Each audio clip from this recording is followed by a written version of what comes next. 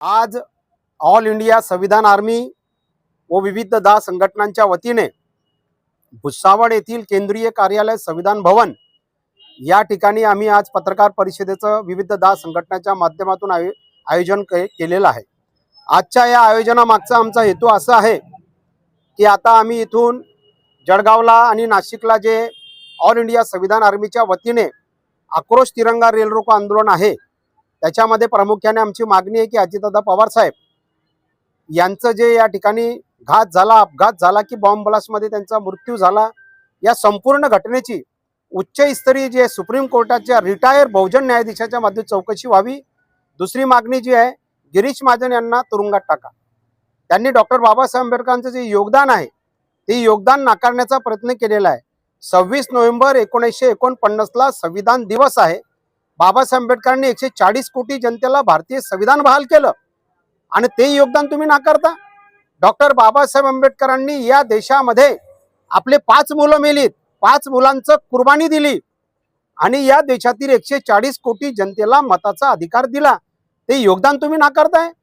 अरे महात्मा गांधीजींनी 1942 मध्ये सांगितलं की ब्रिटिश चले जाओ, ब्रिटिश चले जाओची चळवळ केली आणि ब्रिटिश चले जाओचा नारा दिला, भारतामध्ये दिला। घर में गली में तो कोई भी नारा देता है, मगर डॉक्टर बाबासाहेब आंबेडकर असे देशभक्त होते की त्यांनी गोलमेज परिषदेमध्ये 1932 मध्ये लंडन मध्ये नारा दिला की ब्रिटिश भारत छोड़ो, ब्रिटिश गो बॅक, ब्रिटिश चले जाओ।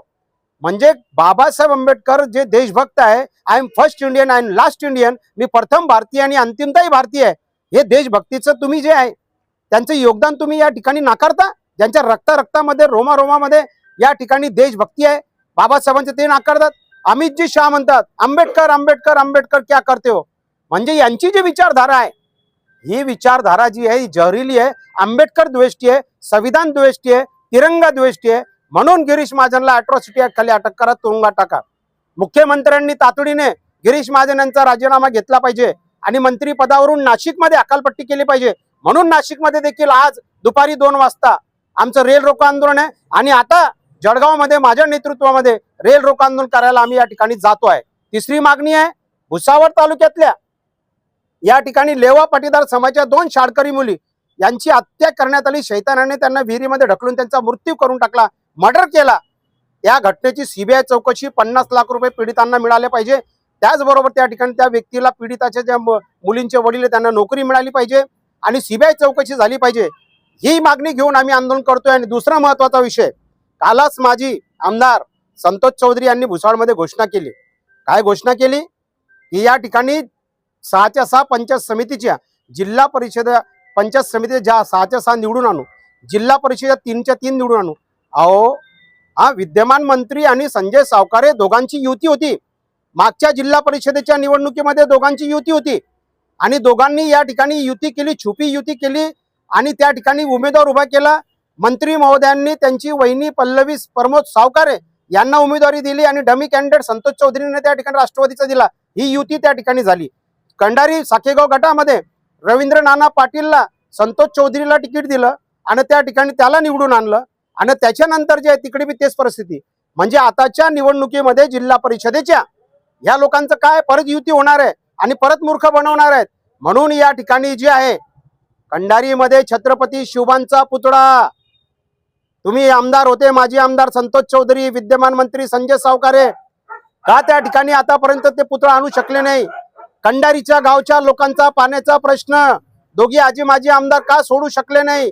साखेगावचा पाण्याचा प्रश्न, पूर्ण ग्रामीण भागाचा पाण्याचा प्रश्न, तुम्ही दोघं गेल्या 20-25 वर्षापासून इथे सत्तेमध्ये होते, दोघंच होते, पाण्याचा प्रश्न का सोडू शकले नाही। छत्रपती शिवबांचा पुतळा का बसवू शकले नाही। तुम्ही तोंड दाखवू शकत नाही आता जनतेला, तुम्ही तोंड दाखवू शकत नाही जनतेला, कारण जनता तुम्हाला गावबंदी करणार आहे। पाण्याचा प्रश्न आधी सोडवा, छत्रपती शिवबांचा पुतळा आधी आणा आणि या ठिकाणी जे तुम्ही जे अभद्र युती केलेली आहे ती अभद्र युती या ठिकाणी थांबवा। आणि म्हणून संविधानाच्या माध्यमातून जो मताचा अधिकार दिलेला आहे मतदारांना, जनतेला या ठिकाणी मालक करण्याचा, यांचे गुलाम बनू नका।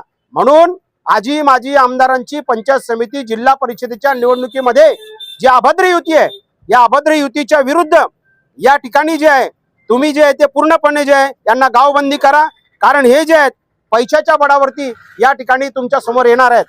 तुम्ही दाखवा की तुम्ही पैशाचे गुलाम नाहीत, तुम्ही मालक आहात.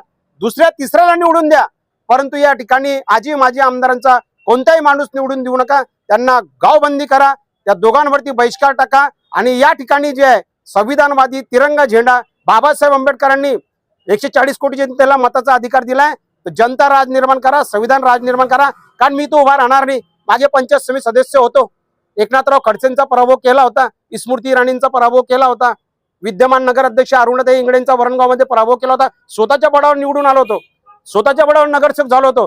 पण आता पैसे नाहीये, त्याच्यामुळे मी निवडणूक काही लढवणार नाहीये. तुम्हाला लागतात मतदारांना पैसे आणि हे पैसे देतात, माझ्याकडे पैसे नाहीये, मी फकीर आहे, म्हणून मी काही निवडणूक लढवणार नाहीये. जोही चांगला अपक्ष उमेदवार असेल त्याच्या पाठीची शक्ती उभी करा. पण या दोघांना या ठिकाणी या निवडणुकीमध्ये यांच्या अभद्र युतीला पराभव करा. जय हिंद, जय तिरंगा, जय संविधान, जय वाल्मिक, जय जिजाऊ, जय राणाजी, सलाम अलैकुम, जय भीम, जय संविधान, जय मल्हार. धन्यवाद. जय राणाजी. खबरों में बस इतना ही। देखते रहिए बीके टाइम्स न्यूज लाइव। अगर आपने हमारे चैनल को सब्सक्राइब नहीं किया है तो सब्सक्राइब कीजिए और बगल में लगी घंटी के बटन को दबाकर ऑल पर क्लिक कीजिए ताकि आपको सच्चाई के साथ दिखाई जाने वाली खबरें मिल सकें। जय हिंद। सब्सक्राइब कीजिए हमारे चैनल को और बेल आइकन को दबाइए।